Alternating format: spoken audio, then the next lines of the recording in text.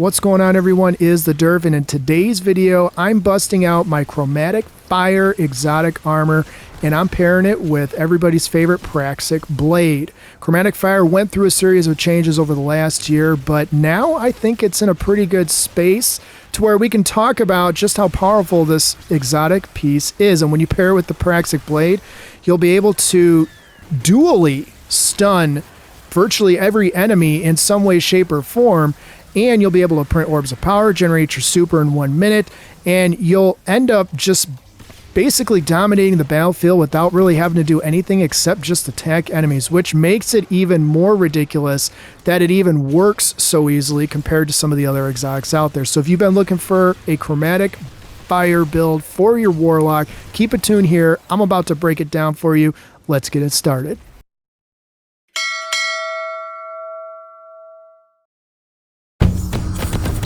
To get us started with our Chromatic Fire Praxic Blade build, our super of choice is going to be Storm Trance. Now, if you only care about maximum damage for your super, then go ahead and go with Chaos Reach. It's really not going to matter for this build. The point of the build is to be able to do elemental damage and also blind targets, which we're going to get to once we talk about what you are going to get from the Praxic Blade as well as Chromatic Fire. I personally like Storm Trance because I can proc it more often. Yes, I know it is not a super heavy damage type super, but I like being able to have it more often as just kind of another rotational ability. For abilities, I'm going to go with the Healing Rift, Burst Glide, Ball Lightning, even though I don't really use the melee in this build at all. And then I prefer the Flashbang Grenade. The Flashbang Grenade can stun unstoppable champs. You can also make an argument for the Flux Grenade because it has the lowest cooldown. For aspects, first up is going to be Electrostatic Mine. Defeating targets with arc abilities or defeating jolted or blinded targets creates an ionic trace. Collecting an ionic trace makes you amplified. This is going to be important because we're going to be jolting and blinding targets regularly, and giving us more ionic traces is kind of the entire point. Ionic traces make us amplified and give us our ability energy back. Next up is going to be Arc Soul. Now, for those of you who've been following the channel and me for a while, you know that I rarely ever have the Arc Soul aspect on here, but the reason that I have this on here is because I still want to have my Arc Soul as kind of an additional way to jolt and defeat targets on top of what I'm going to be doing already. Cast your Rift to create an Arc Soul that fires at targets in front of you. Allies can pass through your Rift to get an Arc Soul. Your Rift charges faster when allies are near. While amplified, your Arc Souls are supercharged and gain increased fire rate. So you're going to be absolutely overcharged the entire, whatever you're doing. Being amplified is going to be basically just a given with how we're going to have this build. And so we're going to have supercharged Arc Souls on top of it that gain increased fire rate. Our Arc Soul damage is scaled by the enhanced benefit of the grenade stat. So the higher that your grenade stat, the more damage your Arc Soul does. For fragments, first up is going to be Spark of Discharge. Arc Weapon Final Blows have a chance to create an Ionic Trace. Collecting an Ionic Trace grants you a stack of Bolt Charge. So not only are we going to be amplified every time we collect an Ionic Trace, it will also give us Bolt Charges. And I don't even care about the -10 to melee because, as we'll see in a minute, it's about as low as you can possibly get it. Next up is going to be Spark of Frequency. Melee hits increase your equipped weapon's reload speed and stability for a short duration. While amplified, the effects are increased and you gain additional stacks of Bolt Charge from all sources. I want additional stacks of Bolt Charges from all sources, so I'm willing to put on Spark of Frequency even though I'm not using melee at all. Next up is Spark of Ions. Defeating a jolted target or defeating a target with Bolt Charge creates an Ionic Trace. This, of course, is really a no-brainer. I want to be able to generate as much Bolt Charge, discharges as possible to give myself Ionic Traces. And of course, I want to jolt as many targets as possible to do the same thing. So the more Ionic Traces you get, the better. Last, but certainly not least, Spark of Shock. Your arc grenades jolt targets. Again, this is going to relate to our Arc Soul because we're going to be amplified. Not only are we going to be able to jolt targets because of this fragment, but we're going to fire more frequently, thereby giving us additional chances to stun overload champs. So if you're going into higher end activities, you can theoretically rely on this to jolt the overloads if you don't want to use a overload weapon. For stat distribution, I recommend speccing into grenade, weapons, class, and then whatever's left over, dump into your super. Now, if you are farming the gunner ammo or the gunner archetype for your armor, you'll be able to achieve this with virtually no effort.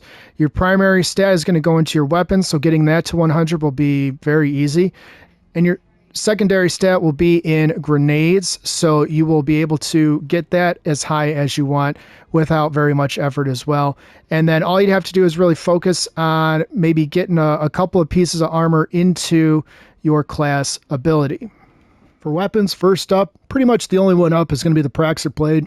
Make sure you equip Hyperblade so that every time you reflect shots, you can become amplified on cue, which means you don't actually have to collect an ionic trace or anything else arc-related in order for that to work. Make sure you also throw on Impact Core so that every melee damage that you do with the weapon gives you Bolt Charge. Finally, make sure you have on Balanced Form. Rapid Final Blows will grant ammo to the weapon and trigger health regeneration, which is key on an OG arc build. It also increases damage against rank and file combatants. As far as the energy and the heavy weapon go, I like just rounding out with the ability to stun all three champs. So I've got Sciaturna. I know you only see 91 kills on there. I promise you I fired this thing at way more than 91 enemies. And then I really do like Submersion, but a good shout is also a solid bow option. Remember, bows do stun unstoppable champs. And of course, pulse rifles stun overloads. But you can mix and match here. If you know you only need to guard against 2 champs, and one of them happens to be barrier because Praxic Blade is intrinsically barrier piercing, then just put on whatever you want. That will help you deal damage efficiently. So let's talk about Chromatic Fire for a second. Final blows from kinetic weapons create an explosion in the element of your equipped super. So for those who have been around the last, year-ish, Chromatic Fire went through quite a bit of change as far as what it was, what it became, and now what it is now. So final blows from kinetic weapons create an explosion in the element of your equipped super that deals damage and applies a matching elemental effect. Arc blinds targets, solar scorches, void weakens, stasis slows, and strand severs. Elemental final blows temporarily increase the explosion size. Precision final blows always maximize the explosion's size. So what used to happen was if you got a kill with Chromatic Fire equipped, if it wasn't a precision kill, it didn't give you anything whatsoever. Then they changed it to where there was no splash or whatever damage that was done. It didn't spread to any other enemies. The community rightfully outraged, and they reverted it back. I don't even know if it was a month later that they reverted it back, but instead what they did was, actually, you know what? I think it was a month, 2 or 3 weeks, if I'm not mistaken. But then they came out with this. So this basically means that every single kill that you get will do something as long as it's with a kinetic weapon. So when you combine that with your Praxic Blade on an arc build, so you know that you're already getting bolt charge, that means you have a chance to discharge your max stacks of bolt charge for a lightning strike, which jolts targets, and also blinds targets because of this exotic armor. So you're going to be blinding and jolting theoretically, every single time that, you're attacking a major enemy and getting kills and getting rapid kills and those things. So it's going to be bolt charge, explosion, blinding, bolt charge, blinding, bolt, blind, back and forth, back and forth. That makes this, I'm not going to use the word meta, okay, but that makes this an interesting choice for really sweaty activities. And I think arc probably does work the best for this, for the elemental, debuff, if you will, that comes with getting final kills with it. Blind is still a big thing because when you blind enemies, it's any enemy, when an enemy gets blinded, they can't find you. Well, those couple of seconds that you can roam around the battlefield, maybe to seek some cover, maybe, focus on other enemies that are coming at you, that really can, lock down a section of the battlefield without you having to do a heck of a lot. So play around with it. Let me know what you guys think, but I'm telling you, this does pose a very interesting question for, the future. If we're going to be getting more kinetic weapons that, we can pair into this, depending on how the meta shifts, when, we get more artifact perks in the latter of the season, this is going to be a very interesting one that we may have to revisit. As far as the rest of the build goes, go ahead and spec into whatever general armor mod that you need. For the helmet, make sure you throw on an Ashes to Assets, a special ammo finder, and a kinetic siphon. For the gauntlets, go on and put on at least 2 firepower, but honestly, for me personally, I really do like to have 3. So go ahead and put on 3, because every time you proc your Arc Soul, every kill you get gives you an orb of power. For the chest armor, go ahead and spec into 3 specific elemental damage resistance mods. For the legs, put on Better Already for health regeneration, and then at least Absolution. You can either make a double Absolution or put on an Insulation, so you get your class ability cooldown a little bit more each time you pick up that orb of power. And then finally, in the class item, make sure you put on your class font, your bomber, and your reaper. Remember, with 1 orb pickup, you get a plus 20 to your class stats. So if you have your class stat at or around an 80, plus 20 gives you well over 100. For the artifact, go ahead and spec into whatever weapons mods that you need here. Again, I usually run Pulse Rifle and Unstoppable Bow. In the second column, you can go ahead and put on Impact Shot Gravity if you want. Expert Handling is nice, and Elemental Siphon is definitely a must. In the third column, go ahead and put on Kinetic Synthesis. You will proc these ammo bricks pretty regularly. It doesn't really matter if you have Last Discipline armor on or some kind of armor or ammo generation mod. This comes directly from dealing kinetic damage, so it's kind of a nice quality of life perk to have.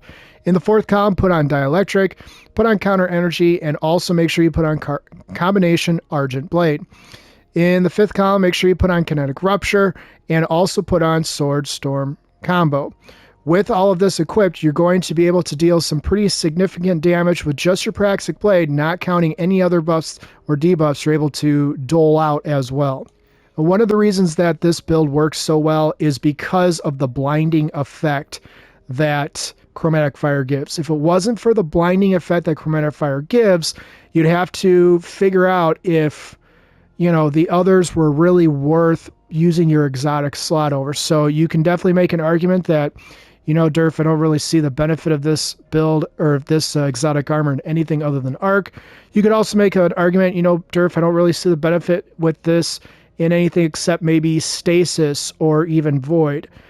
And all of those are valid arguments. The Scorch isn't really going to be enough to make a difference, and the Sever, well, we've got a lot of things that can sever for strands, so nobody's really worried about that. We've got actual just weapons that can cause sever just by using them. So let me know what you guys think in the comments about, all the differences that Chromatic Fire went through and, where you stand with it now. Is it in your meta book? Is it A tier? Is it even B tier? Those are all things you have to decide when putting this on. But when you pair it with the Praxic Blade and you pair it with Arc, you make an interesting combination of discharging max stacks of bolt charge as well as blinding every target around any target that you kill. And in really busy activities, that's kind of a big deal. You could literally silence an entire room for a few seconds by just getting 1 kill if all those enemies are converging on you. So anyways, if you guys did find anything helpful with the video, please consider liking and subscribing.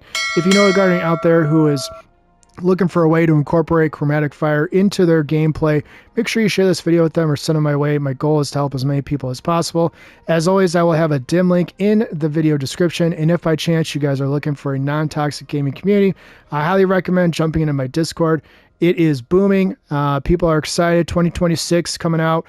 People are excited about, getting things done, doing the Praxic Blade missions. Of course, the Lawless Frontier, all those things. We've got GMs back now, which people are doing.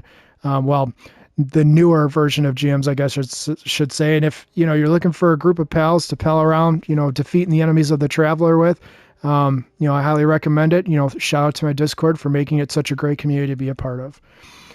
So I'm going to switch over to some additional gameplay, and then we will go ahead and wrap it up. One of the main reasons I like this build so much is it's all surface. It's uncomplicated. What you see is what you get.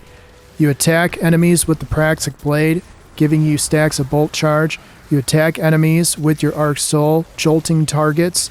You'll be able to proc Dielectric all the time on your artifact, and everything else pretty much follows. Your class ability gets restored very quickly. Your super comes back very quickly. You're never really hurting for anything or any, support.